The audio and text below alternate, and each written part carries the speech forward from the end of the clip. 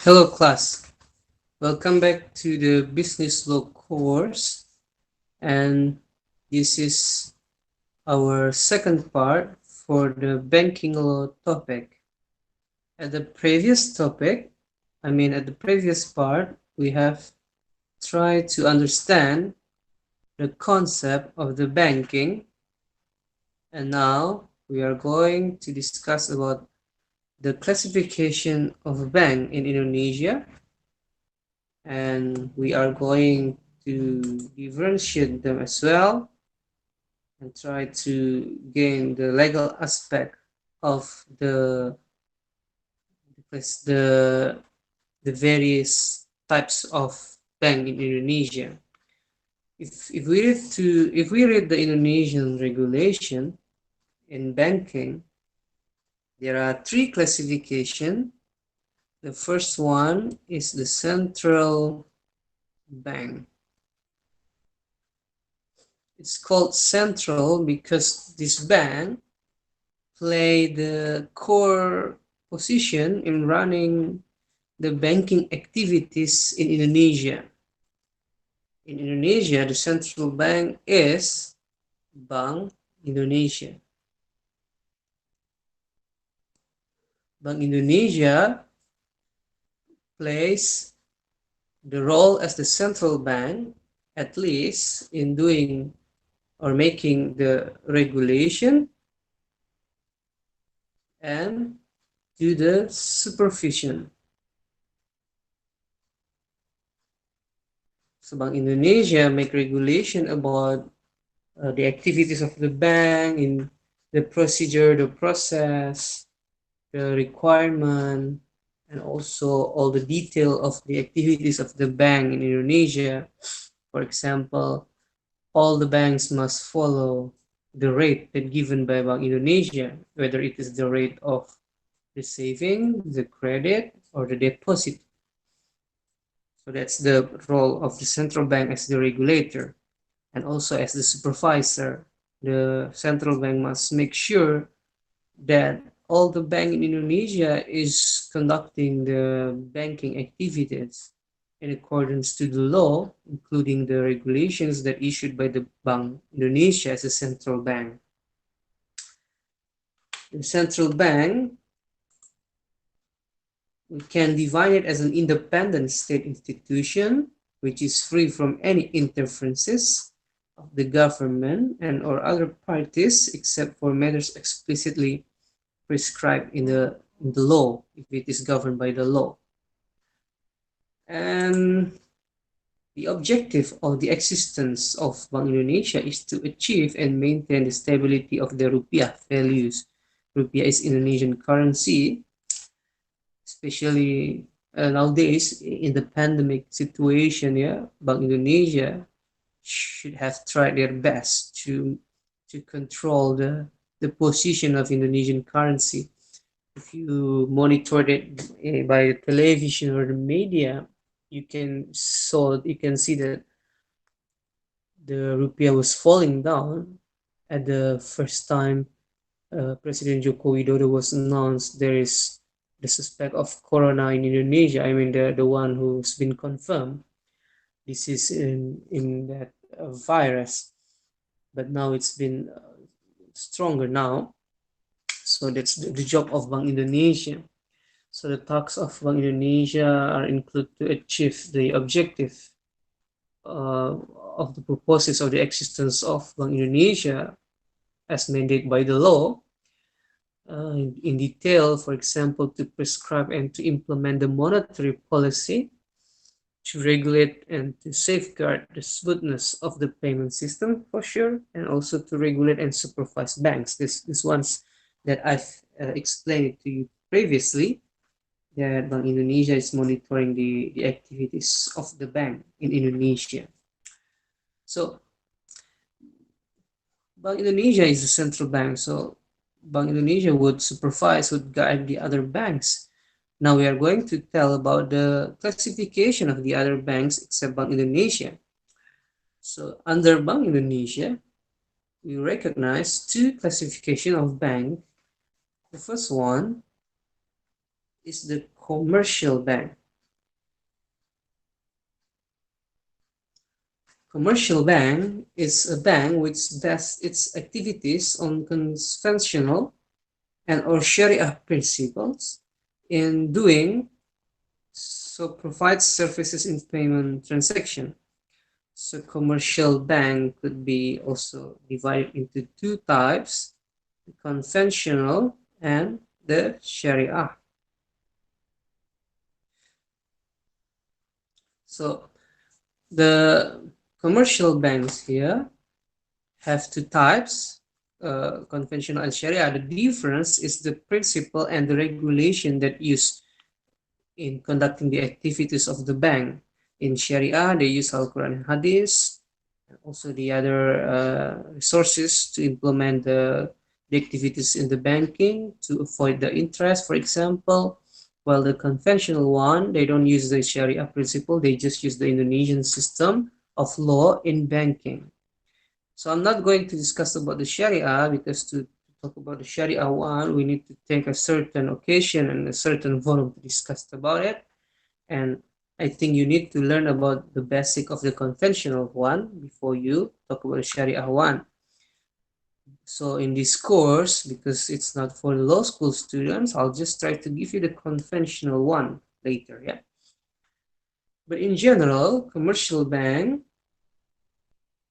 uh, could do most of the bank transaction, like deposit, credit, savings, and also to do the currency exchange. If you want to change your dollars or your ringgit, you can go to the commercial banks. For example, commercial banks is Bank Mandiri, Bank BCA, Bank BNI, Bank PJB, so on and so on. So some of the bank has the conventional one and also the Sharia one. For example, Mandiri, they have just Bank Mandiri, but also they have the Bank Mandiri Syariah, for example. So both of them are Bank Mandiri, but different principle. Bank Sharia Mandiri, they use the principle of Sharia, or the conventional one, they don't follow the Sharia principle. They just use the Indonesian banking law regulation. In detail, the operation of the commercial bank, including mobilizing funds from the public, as I explained in the previous part, extending credits, issuing notes, purchasing, selling, and guaranteeing against all risk, transferring money.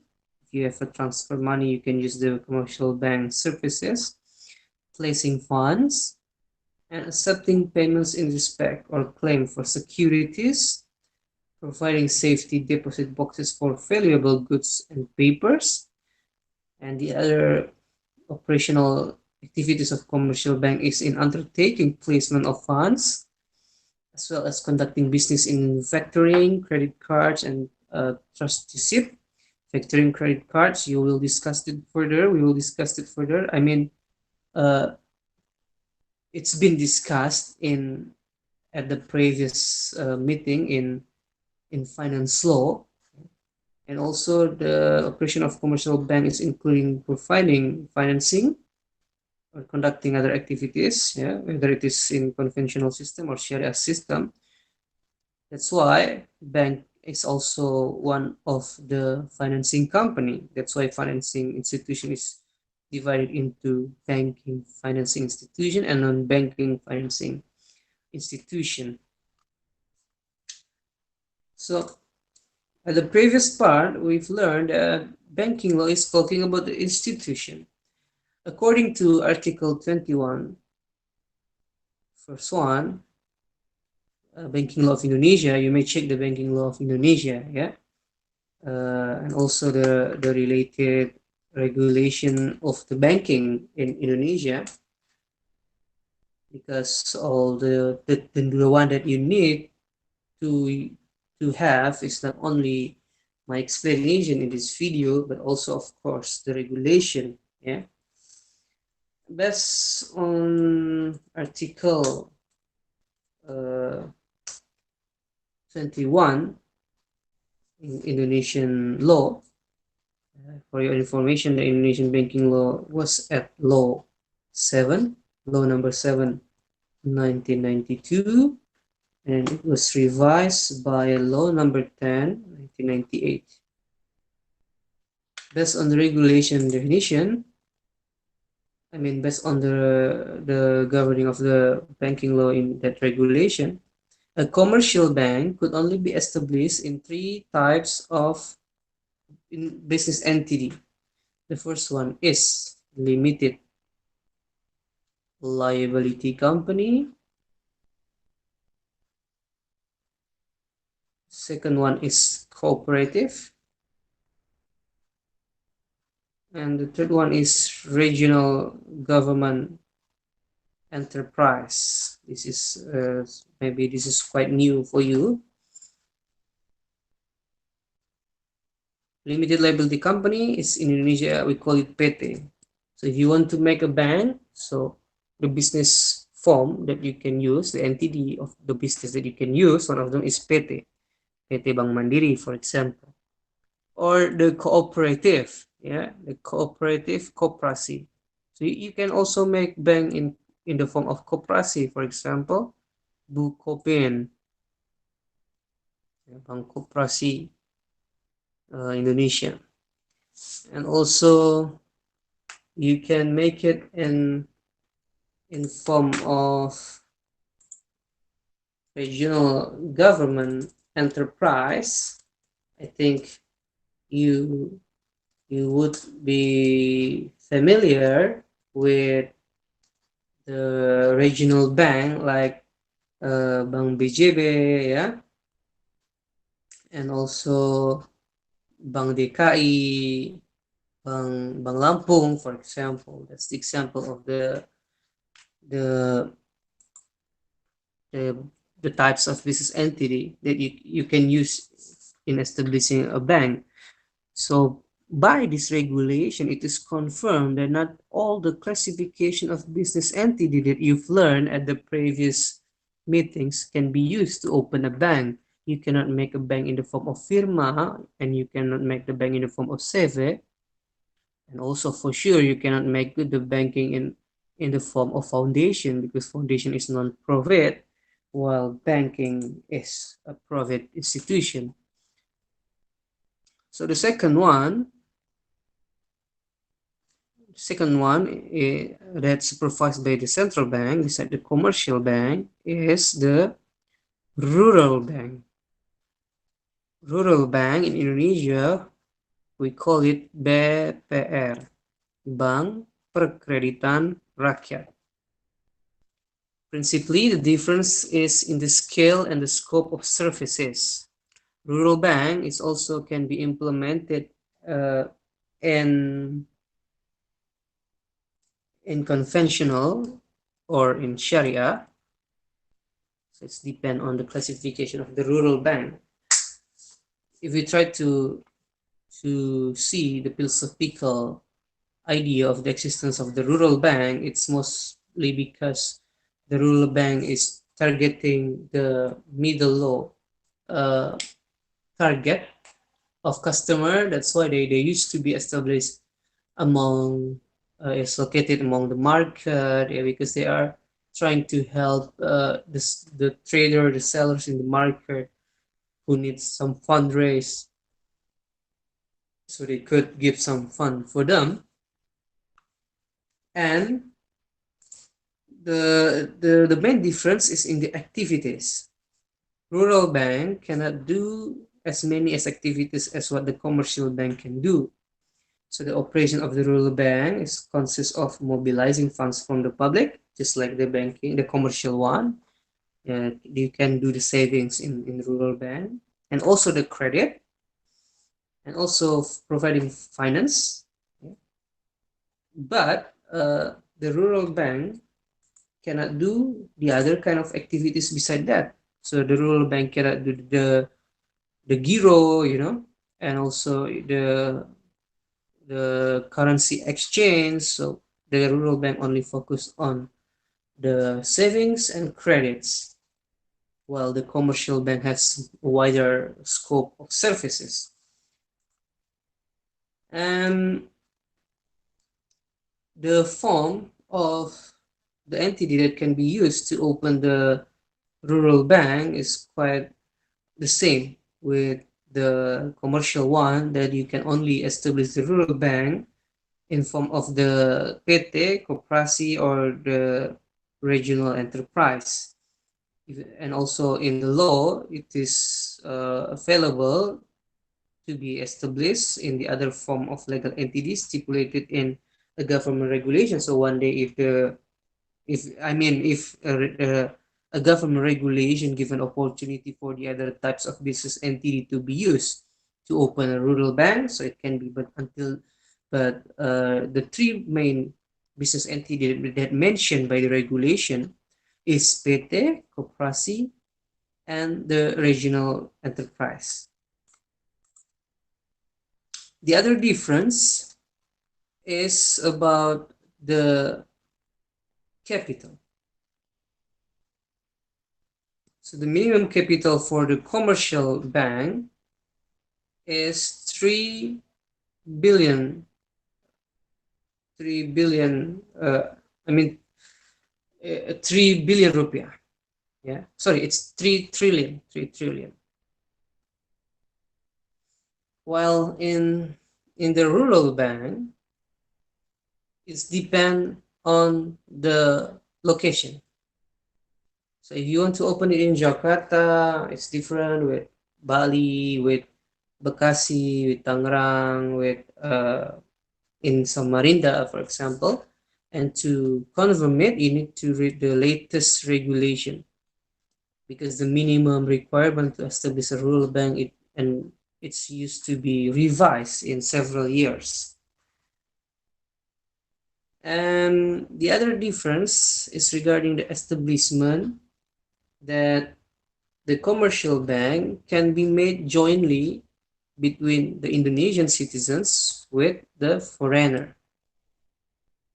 Also, you have to check the negative investment list, the latest one, how many percents maximum the foreigner could own the shares in Indonesian bank.